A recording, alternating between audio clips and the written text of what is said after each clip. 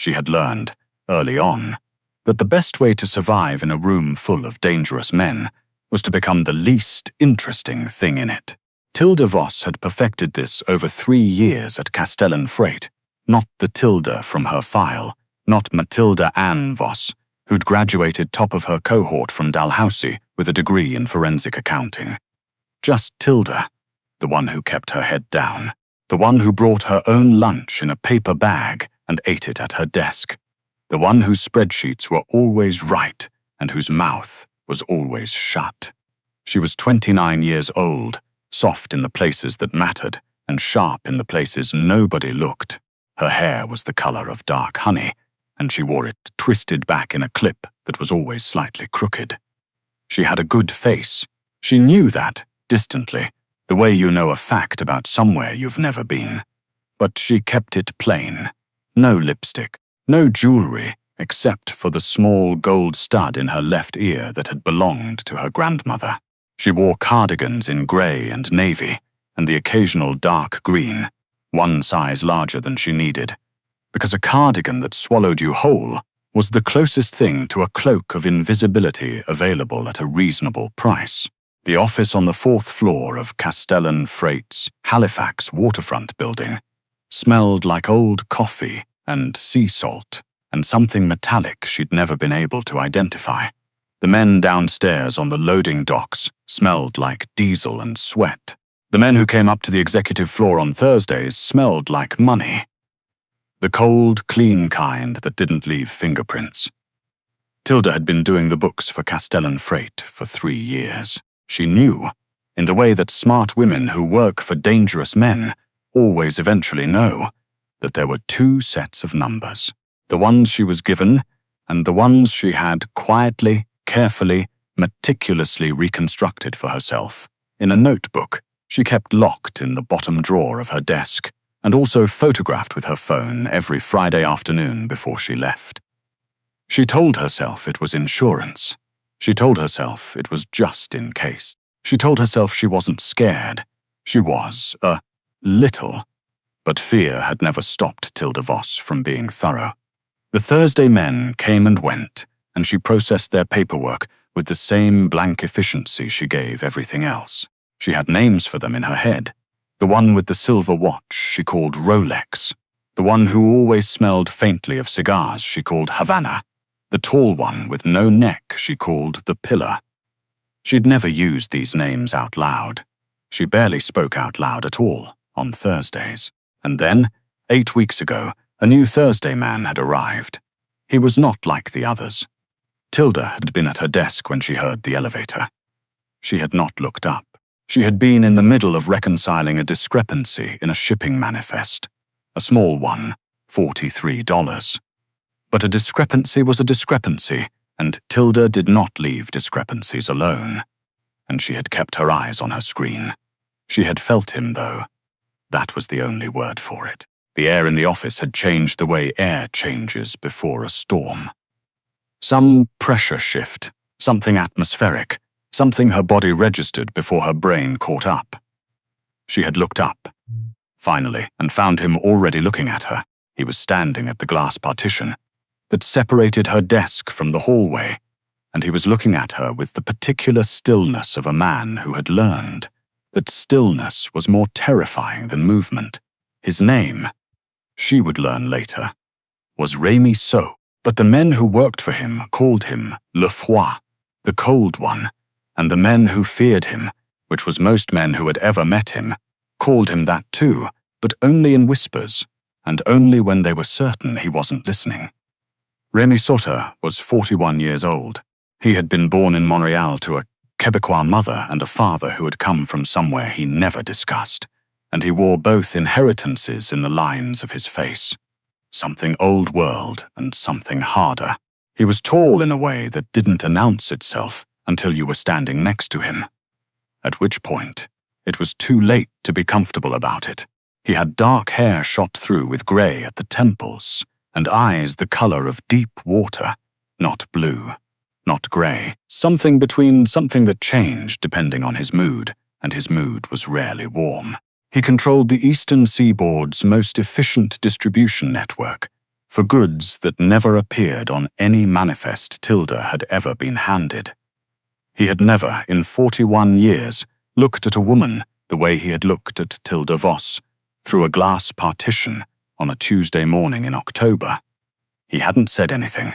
He had simply looked, and then one of his men had touched his arm, and he had turned away and walked into the boardroom, and the air had gone back to normal. Tilda had sat very still for approximately 45 seconds. Then she had gone back to the shipping manifest, found the discrepancy, a transposition error, a 9 that should have been a 6, and corrected it. She didn't think about it again, or she tried not to. She was very good at trying not to think about things. The second time, he had been leaving. She had been at the photocopier in the hallway, and the boardroom door had opened, and he had walked out with 4 men behind him, and he had stopped when he saw her. "You're the accountant," he'd said. His English was unaccented in the particular way of someone who had learned it young and used it always, but occasionally, rarely, there was something else underneath it. A vowel that sat differently, a rhythm that wasn't quite from here. "I'm one of them," Tilda had said, because it was true. There were 3 people in the accounting office. Something had moved across his face. Not quite a smile. The suggestion of one, maybe. Like the idea of a smile had passed briefly through the room on its way somewhere else. "The careful one," he said. Not a question. She hadn't known what to say to that, so she had said nothing, which was usually the safest answer. And he had looked at her for another 3 seconds. She had counted. She always counted. And then he had walked past her to the elevator. She had stood at the photocopier for a moment after. The elevator doors closed, breathing carefully. And then she had printed her documents and gone back to her desk. The careful one. She had turned that over in her mind for a week before she made herself put it down. The morning everything changed, Tilda arrived at the office at 7:52, which was 8 minutes before anyone else. She did this every day. She liked the office empty. She liked the sound of the city waking up through the windows and the particular quality of light on the harbor in the mornings. And she liked having those 8 minutes to herself before the world required her to be invisible. She made coffee. She sat down. She opened her laptop. The email was from an internal address she didn't recognize, flagged routine, buried between 2 shipping confirmations. She almost deleted it. She opened it instead because she opened everything, because that was who she was. It took her 6 seconds to understand what she was reading. It took her another 4 to understand that whoever had sent this had done so accidentally. She had been included on a distribution list she had never been told about, and the contents of this email were not meant for her eyes. And the contents of this email were the kind of thing that ended careers, and, occasionally, people. She closed it. She closed her laptop. She sat very still and looked at the harbor and breathed. Then she opened her laptop again and forwarded the email to a personal account she maintained under a different name, took a screenshot of the timestamp, and deleted the original from her inbox. She was thorough. She had always been thorough. By 9 o'clock, she had decided she would say nothing and do nothing, that whatever was in that email was not her problem, that her job was the numbers, and her job was to be invisible, and she was very good at both of those things. By 9:15, 2 of the Thursday men, Rolex and the Pillar, had come through the office and gone into the private back room that was never used on Tuesdays, and she had seen through the reflection in the dark window behind her monitor that Rolex was carrying something that was not a briefcase. By 9:30, she had accepted that knowing what she knew and having sent it where she'd sent it meant she was already involved, regardless of what she decided.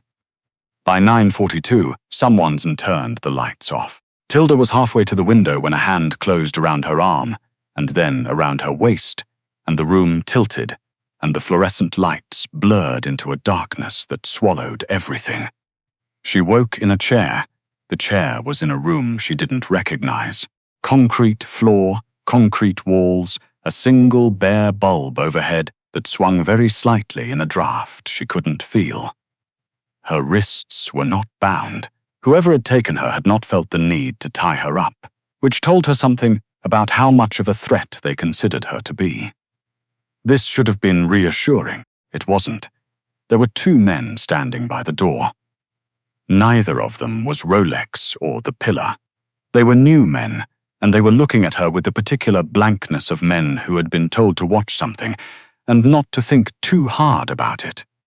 Tilda breathed. She catalogued the room, 1 exit, the door the men were guarding. High windows, frosted, the quality of light suggesting late afternoon, which meant she'd been unconscious for somewhere between 5 and 7 hours. Her phone was gone, her cardigan was twisted awkwardly, and she straightened it, which was a small thing. But small things mattered. She thought about the email. She thought about the forwarded copy sitting in an account, under a name that wasn't hers. She thought about the notebook in her desk drawer, and whether anyone had found it yet. She thought about Rémi So, and then stopped thinking about him immediately, because that was not a useful thought. The door opened. He was not who she expected. He was a heavy-set man with a red face, and the manner of someone who had been important for so long he'd forgotten how to be anything else. She didn't know his name. She recognized him vaguely, from the boardroom. Not a regular Thursday man, but one of the larger ones, the kind who sat at the head of the table. He looked at her the way men like him always looked at women like her. Like she was a problem of middling importance, a thing to be dealt with and discarded. "Tell me what you found," he said. Tilda looked at him steadily. Her heart was doing something loud and complicated behind her sternum, but her face was doing nothing at all. She had a very controllable face. 3 years in that office had made it that way. "I process shipping manifests," she said. "I don't know what you're referring to." The man's face got redder. He leaned down, hands on the arms of the chair, and she could smell the cigars on him. Havana, she thought absurdly, and she held his gaze and said nothing. He hit her then, across the cheek, open-handed, the kind of hit designed to frighten rather than injure, but it split the corner of her mouth all the same, and she tasted copper. She did not make a sound. The man straightened up and looked at her, and something moved through his expression. Surprise. Maybe that she hadn't cried. Men who hit women usually counted on the crying. "You have until tonight," he said, and left. Tilda sat alone in the room with the 2 silent guards, and pressed the back of her hand against the corner of her mouth. She thought, with the steady mechanical part of her brain that kept running even when the rest of her was shaking, that if someone had forwarded an email from an internal distribution list they didn't know she was on, then someone had put her on that list. And the only person with the authority to access that distribution list, other than the man who'd just hit her, was the one who audited the whole operation. She thought about Rémi So again. This time she let herself. Rémi was 3 blocks away when his phone rang. He was in the back of his car, looking at nothing, thinking about a shipment that was delayed in Moncton, and a conversation he needed to have with someone who was going to find the conversation very unpleasant. He answered without looking at the screen. "We have a problem," said the voice. It was Lorne, his head of operations, and the particular flatness in Lorne's voice told Rémi the problem was not a small one. "Tell me!" Hargreave moved tonight. He took one of the accounting staff from the Castellan building. The car was quiet for a moment. "Which one?" Rémi said. "The woman, Voss." Something happened in Rémi So's chest that he did not immediately have a name for. He had learned, over 41 years and a particular kind of life, to be very precise about his own internal states, because imprecision was expensive. He sat with this feeling for exactly 4 seconds, identifying it, filing it. It was not simple. That was the problem. Rémi had noticed Tilda Voss the first day he had walked into Castellan's Halifax office. He had noticed her the way he noticed things. Completely, immediately, with the kind of attention he usually reserved for things that could threaten him. She had been bent over a spreadsheet with a pencil behind her ear and a small line between her brows.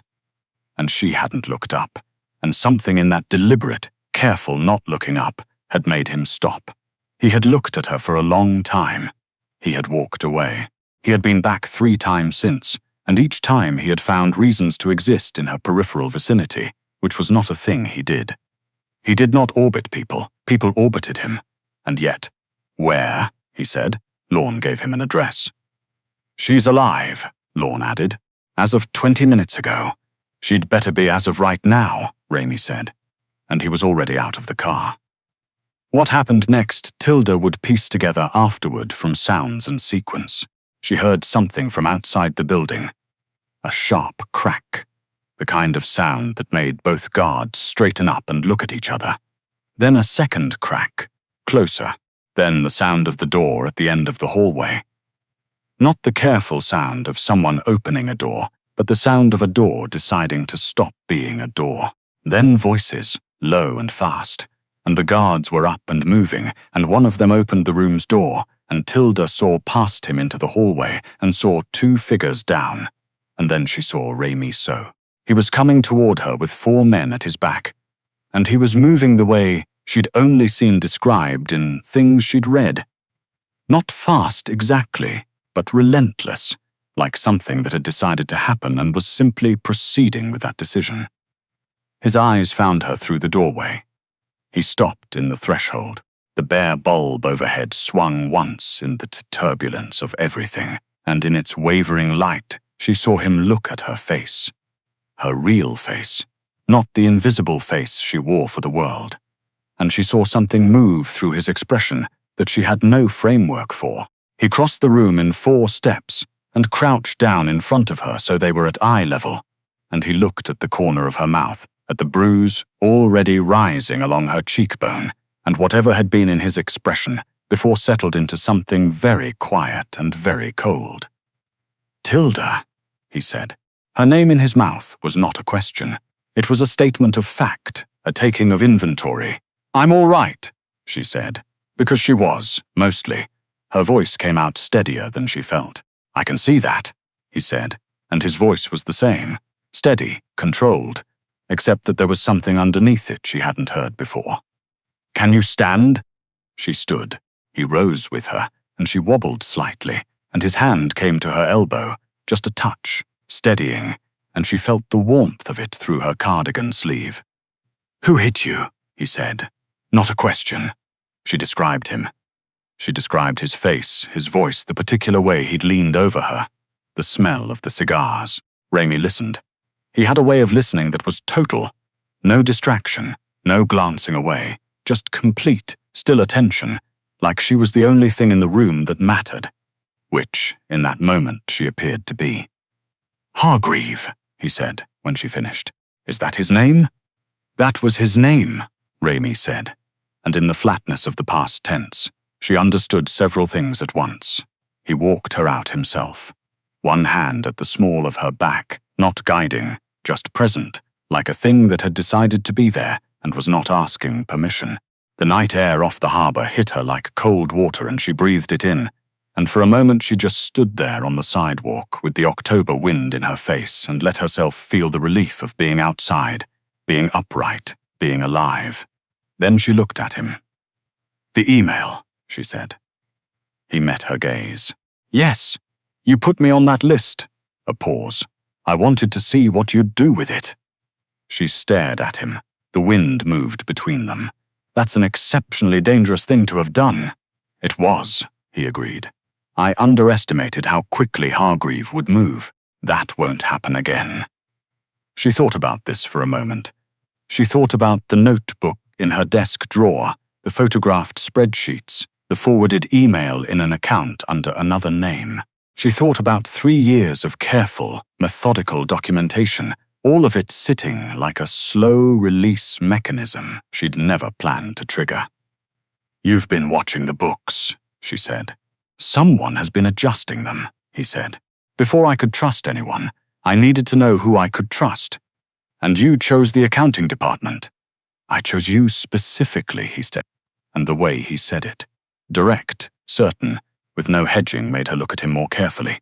You put me in danger. Yes. No deflection, no qualifier, just acknowledgement. And I will spend whatever time is required making sure that particular debt is paid.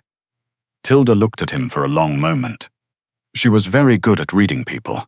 She had to be, in her line of work, in her particular adjacency to danger, and what she read in Remy Sote's face was unusual. He was not performing regret. He was not managing her. He was just standing in front of her, in the cold Halifax night, with all of his considerable power and all of his genuine acknowledgement of having used it badly, and waiting to see what she would say. I forwarded the email, she said. Before they took me, it's sitting somewhere safe. Something shifted in his expression. Of course you did. There are also photographs, she said, of the adjusted ledgers. Going back about 14 months, he stared at her. For the first time since she had known him, known of him, observed him, tried not to think about him, she saw something cross his face that looked almost like surprise. How long have you been doing this, he said. Since about the 3rd week, she said. I noticed the first discrepancy on a Wednesday. I confirmed it on the Thursday. He was quiet for a moment. The water behind them moved steadily against the pilings. The lights of the harbor were gold and silver on the surface of the dark. You've been protecting yourself, he said. I've been being thorough, she corrected. It's what I do. Remy looked at her, the way he had looked at her through the glass partition 8 weeks ago. That same quality of complete, still attention, and something in his expression that was usually shuttered was not shuttered right now. Come with me, he said. I'll take you somewhere safe. You can tell me everything you have. I'm not giving you the documents, she said immediately. He blinked, slowly. I'm not asking you to give them to me. Then what are you asking? I'm asking you, he said carefully, like a man choosing each word with the precision he usually applied to everything, to work with me. Not for me, with me. What you have and what I have, together, to end this. Tilda considered this. She considered it the way she considered everything, thoroughly, without letting him see her doing it, while her face remained perfectly still. And afterward, she said. He looked at her. The cold in his eyes, which she had always assumed was just his nature, had something behind it tonight. Something that was warm and restrained and carefully held, like a room with a fire burning in it, whose door was almost always closed. Afterward, he said, I would like to talk about that separately, if you're willing. She looked at him for a long time. She thought about 3 years of being invisible. She thought about the way he had said her name, the way he had come through a door like a storm with a direction, the way he was looking at her right now, not through her, not past her, not at the useful thing she was and the access she provided. At her. I need my cardigan, she said. I left it in the building. His mouth moved. Almost a smile. The same one that had passed through the room 8 weeks ago on its way somewhere else, except that this time it stayed. I'll get you a better one, he said. She raised an eyebrow. You don't know my size. I know your size, he said, and he said it so simply, so directly, without a trace of self-consciousness, that she felt heat rise along the back of her neck and had to look out at the harbor for a moment to gather herself. You've been noticing me, she said, for longer than I should have, he said, for reasons that had nothing to do with the books. Tilda pressed her lips together. The corner of her mouth ached where it had split, and the bruise on her cheekbone was going to be spectacular tomorrow, and she was standing on a Halifax waterfront in October with a man who was calmly telling her that he'd been watching her for 2 months out of something that was not entirely professional, and none of this was in any way part of how she had expected this Tuesday to go.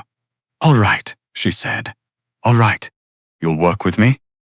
All right to both, she said, and looked at him steadily, and didn't look away. He held her gaze for 3 seconds. She counted. Then he reached out and straightened her cardigan collar, where it had twisted, just gently, just with the tips of his fingers, and left his hand at her shoulder for a moment that was longer than it needed to be. "Let's go," he said. There were 8 people in the conference room of Ramey's Halifax property when they arrived. Men she'd never seen, a woman with a tablet, and the bearing of someone who had seen everything and could not be surprised by anything, and Lorne, who looked at Tilda when she walked in like he was reassessing something. Tilda sat down, pulled her notebook. She had asked Ramey to have someone retrieve it from her desk, and someone had, without question, from her bag, and opened it to the first page. "The adjustment started 14 months ago," she said. "Here's how they worked." The room was quiet. She talked for 22 minutes. She had charts. She had timestamps. She had the kind of forensic accounting that came from 3 years of careful, patient, methodical work by someone who was very good at what she did and who had learned early that the best way to survive in a room full of dangerous men was not, actually, to become invisible. It was to become indispensable. Ramey watched her from the end of the table. She knew he was watching. She was getting used to it. She talked about the numbers, and he watched her talk, and in the quiet efficiency of her presentation, she could feel the room shifting, the slight reorientation of powerful men, recalculating someone's place in their understanding of the world. When she finished, the woman with the tablet said, "How do we not have this person already?" She was hiding, Ramey said from the end of the table, without taking his eyes off Tilda. "She's very good at it." Tilda looked at him across the table. "Was," she said quietly. His expression changed. That door, the one with the fire behind it, opened a little.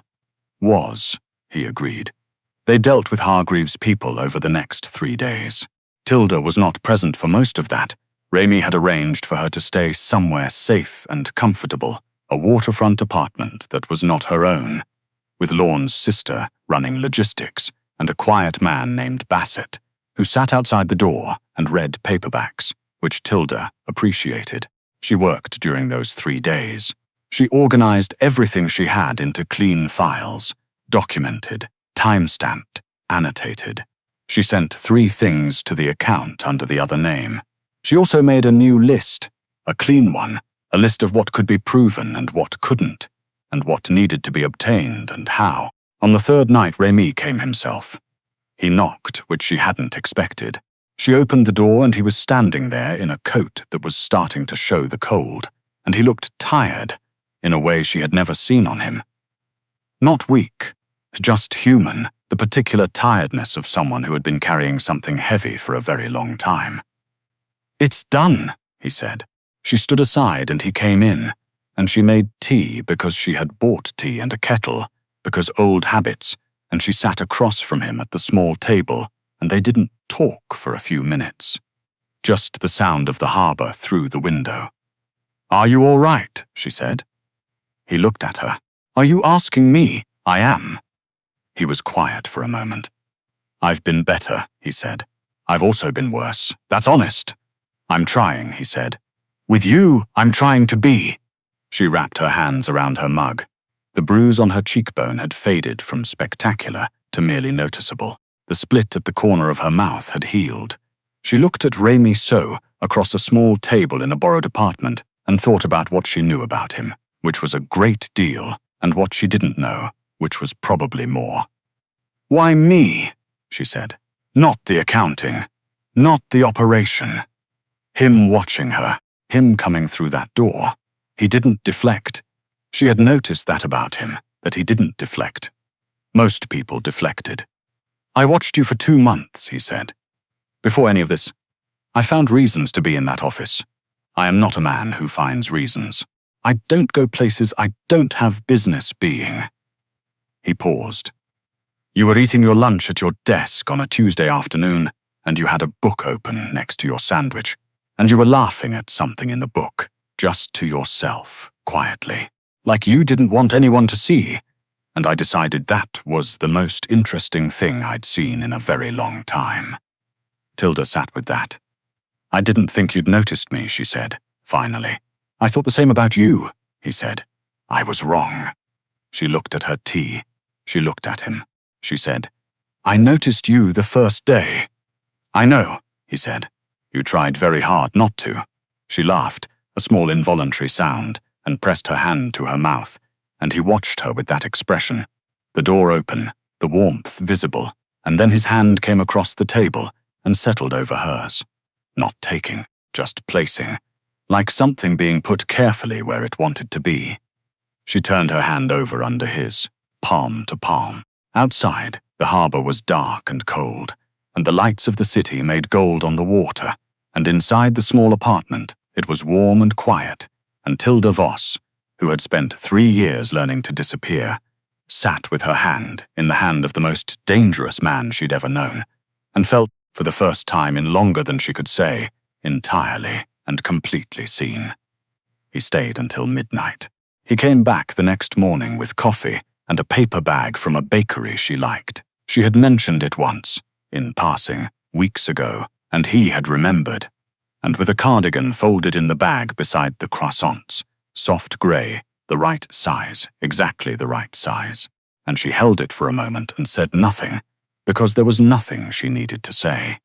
She put it on. It fit perfectly. Raimi watched her, and in the pale morning light of the Halifax waterfront, he looked at her the way no one had looked at Tilda Voss in a very long time.